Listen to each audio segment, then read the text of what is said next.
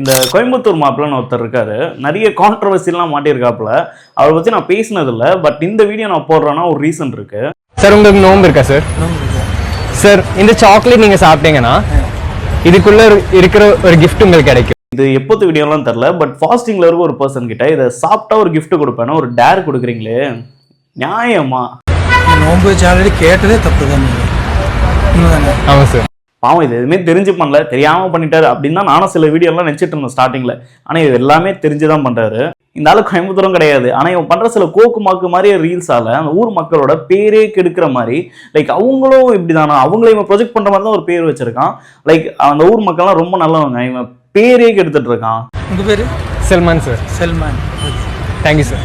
கோயம்புத்தூர் மாப்பிள்ளை என்கிற சல்மான் கொஞ்சம் இந்த வீடியோ பார்த்தீங்கன்னா கொஞ்சம் திருந்தி நார்மலான வீடியோஸ் போடுங்க, கான்ட்ரவர்சி வேண்டாம்.